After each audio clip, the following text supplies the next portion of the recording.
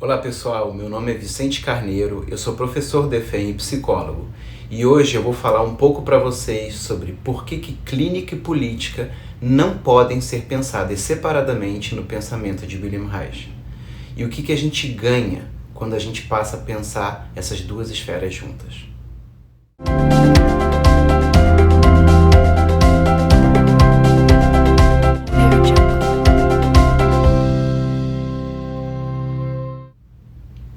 Existe um livro muito importante de Reich chamado Análise do Caráter, que foi escrito praticamente ao mesmo tempo de um outro, chamado Psicologia de Massas do Fascismo. No primeiro, o Reich desenvolve sua técnica clínica, sobretudo verbal, de análise das defesas do caráter. No segundo livro, o Reich fala de como o fascismo funciona e por que, independente de uma bandeira política, o fascismo é sustentado e defendido por massas humanas. Então, logo no prefácio dos dois livros, Reich fala de coisas muito próximas. Ele fala que os modos de organização sociais moldam os modos de caráter humanos e que esses modos de caráter, sobretudo os modos defensivos do nosso caráter, moldam as instituições e as ideologias humanas. E essas, por sua vez, são as nossas organizações sociais. Bom, o que o Reich está falando é sobre a faceta política dos adoecimentos e dos adoecimentos que moldam aspectos políticos da nossa cultura. Eu vou dar um exemplo. Vamos pensar em alguns transtornos emocionais que a gente vê no consultório.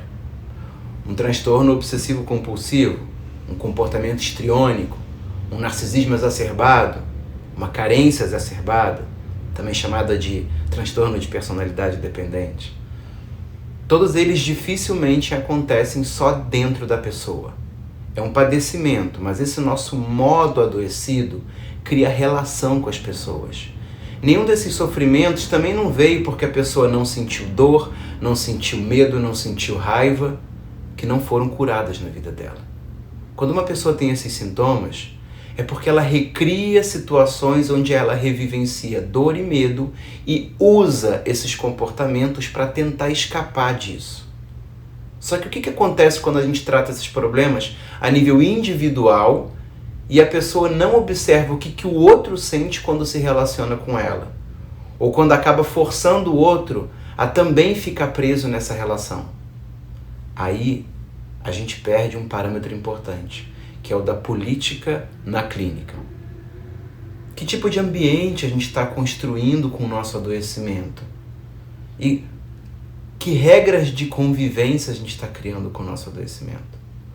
Reich foi genial em demonstrar que o autoritarismo ele é um problema emocional e político ao mesmo tempo. É uma forma inadequada de obter uma liberdade ilusória. E agora? Quantas políticas vocês identificam que são autoritárias na nossa cultura? Quem aqui nunca ficou com feridas da escola, ou feridas de pais autoritários, ou de chefes autoritários, ou de parceiros autoritários? Agora imaginem o que é organizar um bairro, um município, uma cidade ou um estado de forma autoritária. Existe sempre um nível de adoecimento que cria política, e um nível de política que cria adoecimento nas pessoas. A gente pode pensar num grande Estado e todas as políticas públicas que não são direcionadas às necessidades das pessoas, que coíbem e que têm medo das formas de expressão espontâneas delas. Pode ser um Estado que tenta silenciar e capturar essas pessoas pelo medo. A gente também pode pensar num pequeno Estado familiar, porque tudo isso que eu disse acontece nos lares também. Por isso o pensamento de Reich ele é sistêmico e energético funcional.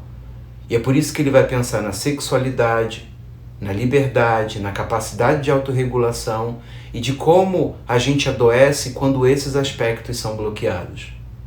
Não só nos humanos, mas ao longo de todos os sistemas vivos.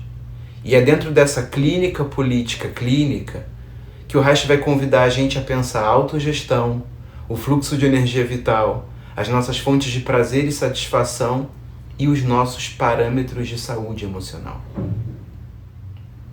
Se você gostou desse conteúdo, siga a gente nas redes sociais e assista aos vídeos do nosso canal.